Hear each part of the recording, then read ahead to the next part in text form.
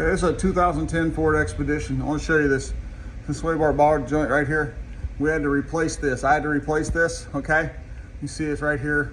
The old one's on the bench. It broke, it snapped right off. In order to get the new one on here, you're not gonna be able to pry this sway bar up to get it off. I mean, it's ridiculous, there's no way. What I did is right here, these U-bolts here, I removed these one here, and then the same here, this one and that one. I removed those bolts, and I have like a muffler stand right here that I used.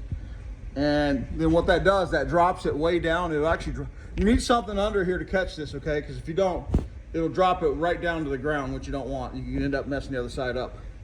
That'll drop it down enough where you can lift it back up, and you can get that sway bar over this. You'll be able to slide it right over it easy, because the way it stands right now, that's about where it is when it's fastened, and you cannot bend that up, okay? That's a big sway bar. You're not gonna bend that upward. But you do that, this will hold, the whole sway bar will drop down. Then you can hook this up, put a nut up top, and then a nut down below. Then use the muffler hanger stand thing here, and just lift the sway bar back up, and then put each bolt in, okay? Just like this. These four right here, but you remove those four, like I said, it's gonna drop down fast, so make sure you have something to catch it or hold it. And then you'll be able to get that up over that easy, okay?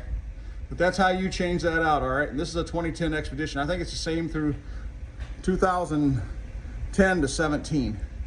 I hope that helps people out. Again, this is a very, very easy way of doing it. I've seen guys on YouTube, I don't understand why they do it. They'll remove the whole other side and everything. It's just, you don't need to do that. All right, take care.